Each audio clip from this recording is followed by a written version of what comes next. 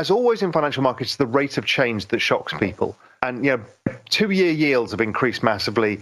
Then all of these costs have increased massively. So borrowing costs have risen, costs of buying stuff has risen, and everyone's going, you know what, I need to be careful. And if this sticks for a while longer, yeah, it's a problem.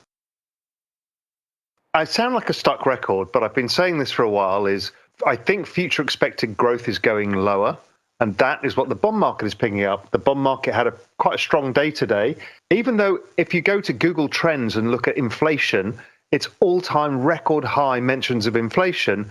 The bond market still is nowhere near where it was back at peak in terms of yield. It rallied, the yields went up, came back down again. So it's fascinating that the bond market seems to suggest something different. The other thing that I've been talking about for a while was the propensity for the dollar to rally. That's played out in kind of big style over the last 3 weeks, where we saw a huge move, well, a relatively huge move in the dollar. And that's, again, I think, picking up on the weaker growth sentiment. It's not a yield sentiment because yields were higher earlier and the dollar wasn't higher then.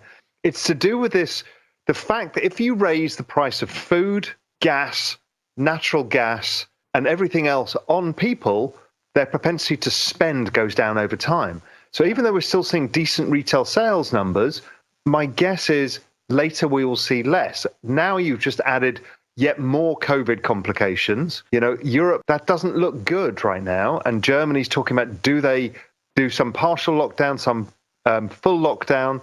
I look at the chart of the Spanish stock market, it seems to be breaking lower.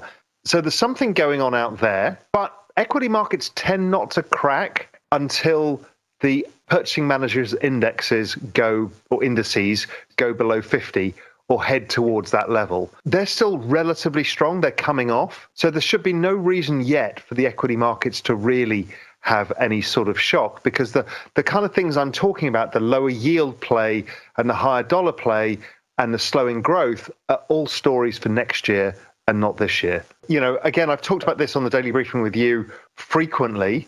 And, economies move like super tankers really, really slowly. Yeah. But when they head in a direction, they're hard to stop. And the super tanker is turning. People just can't see it yet. That's my view. And the markets, the markets that are paid to listen, like the bond market, seems to be listening, as does the dollar. The University of Michigan surveys I've mentioned before, they break it down by spending category, like housing, cars, big ticket durable goods items. These are all-time record lows, the propensity to spend. And the reason being is they're overly expensive. That's what the survey comes back with, all-time record. So as always in financial markets, the rate of change that shocks people. And, 2-year yields have increased massively. Then all of these costs have increased massively. So borrowing costs have risen, costs of buying stuff has risen, and everyone's going, you know what, I need to be careful. And if this sticks for a while longer, yeah, it's a problem. Yeah, 2-year yields have quintupled from earlier in the year, trading at around 50 bips on a yield basis right now. And people will laugh at you, say, you can't look at them in terms of percentage gains. It's simply not true. And I pointed this out in 2018 when we'd got the end of the kind of yield rise. People were like, you can't look at it in those terms. I said, it's the rate of change that matters. Because let's say you are a large corporate or family office or a bank, and you've refinanced money, 1-year money at 25 basis points, and next minute it's trading at 100 basis points. That's a massive difference in your funding costs because most people have taken on more leverage. So yeah, I think it's a meaningful risk. Because don't forget, let's play through the scenario. So maybe I'm right. Maybe the economy starts to weaken. Maybe the ISM starts hitting 50. What happens next? The Fed print money and the S&P goes up because they've debased the denominator. So yeah, we're in a different world here. It sounds ridiculous. Doesn't mean you can't get the sharp sell-off, the quick 20% sell-off over 2 weeks. Right. But if it's signifying anything to do with the economy, anything more than that, and the Fed's in again, saying, they're going to calm the markets, and then if they see economic growth slowing down, they're going to stimulate again. By the way, that's their trick, right? More hawkish talk from the Fed today, which, maybe means this sort of counter indicator, precisely what you say. That's right. And if the hawkish talk from the Fed mean that bond yields start falling, I understand the yield curve, though 2 years have been going up. But generally, it's telling us that the forward expectations of inflation are going to fall over time. Before we continue, help us clicking that YouTube like button and subscribe now to our channel. This shows the algorithm that you valued this information. And it helps us spread that message. Sharing is caring. And now, let's continue. I always say I listen to the bond market and I'm listening intently. Again, this is not a story for now. This is a story that we're seeing slowly, like a snowball at the top of a hill, rolling down, picking up, more gravitas as it goes. Yeah. Talking of which, some of these other headwinds that we're looking at, Raoul, that potentially may be H1 of 22 risks, but supply chains remain snarled. We have these fiscal headwinds. Obviously, deficits are rising. We got another $2 trillion in spending that looks like it's on tap to come on today. Shortly thereafter, with the reconciliation process, whatever needs to be done to get the House bill and the Senate bill together. What are you seeing in terms of these headwinds, and how are you trying to discount them as you think through your thesis? There's a fiscal cliff of about 3.5% of GDP versus last year.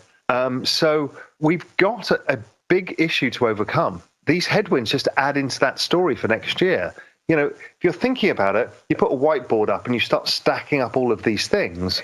I don't see the growth story. The side on the growth story of the whiteboard is looking pretty scant right now. And that's what people have to realize. They can't just look at the inflation now or the supply chain and say it's all due to demand. It's mainly due to supply. Hence why it's called supply chain. That issue has actually caused a slowdown in growth, which has always been my point. It's always why the bond yields come down in the chart of truth channel, is you cannot raise rates or generate inflation in this economy because it kills growth every time. Reason being, it's overly indebted. If you raise inflation on overly indebted people, they can't pay their debts. So what happens is things slow down, they spend less. It's really not that complicated. Rate of change of the balance sheet is still positive, but it will start to slow down. And again, once you get to zero, it's basically once the rate of balance sheet growth goes to zero of most of the major nations, then you can start to see equities correct because you've got fiscal stimulus that's gone.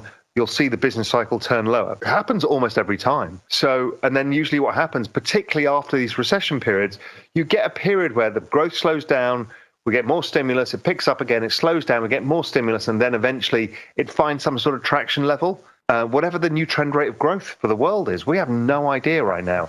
It is not going to be clear for another 2 years what the hell kind of growth we've got.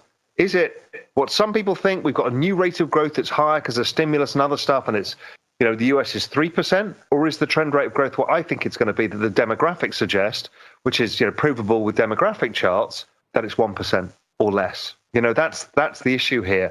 The issue is people talk about wage growth as well.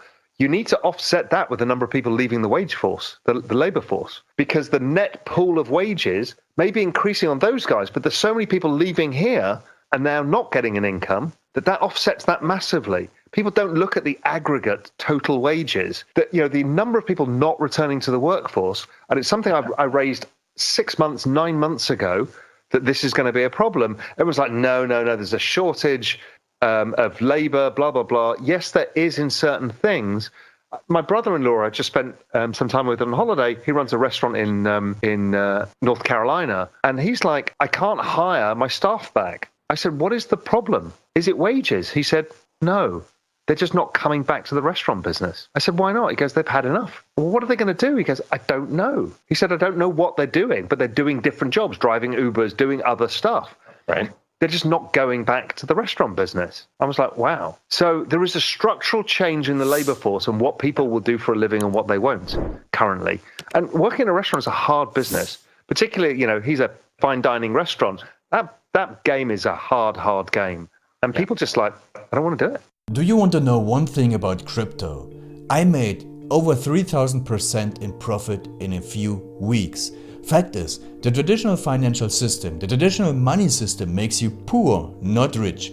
If you want to earn $500,000, $1 million, you have to wait until you're 50, 60, 70 in the traditional financial system, and you probably will still be broke. And you will be old. This is not a sexy combination, as you can imagine. But the question is, how can you start in crypto and make these profits? Where to invest? Where to start? My name is Gunnar and I'm from Germany, as you can hear, and things are a little bit different in Germany. More about that later on. Fact is, there are lots of different cryptocurrencies. It's a gigantic universe where beginners and professionals get easily lost. But there is light at the end of the tunnel. There are 7 key steps you need to follow to become successful in this market. You have to know them, and if you fail one of them, it's literally impossible to succeed in this market. Just an example, one of the key points is your exchange, and one of the biggest are, for example, Binance and Coinbase. These are trusted and well-established exchanges, but, and this is a big but, you won't find the super profitable coins on those exchanges. The unknown super profitable coins that get gigantic profits are not traded on those kind of exchanges. They are traded on much smaller insider platforms that are barely known. And I can tell you what those super secret exchanges are and why they are so profitable. And another super important thing are the right information sources. The point is, the internet is gigantic. There are hundreds and hundreds of YouTube channels, blogs, pages, and much more. And there are also market makers and influencers. For example, Elon Musk, he is not a crypto guy, but the moment he recommended Dogecoin, it went through the roof, to the moon, so to say. But why did he recommend it? Where did he hear it from? He didn't hear it from newspapers. And believe me, he is listening to someone. But you have to know who, and you have to react before he is reacting. This is really, really important. And these are only 2 of the 7 steps you have to follow in order to be successful in crypto. And if you want to know all of these steps in much more detail, and if you want to have a comprehensive checklist, here's what you should do. There is a link below this video. Click on this link and you will get the opportunity to subscribe to my channel. Click on the link and you will see a video where I explain the next steps. So see you soon. Click on the link now. I'll see you there.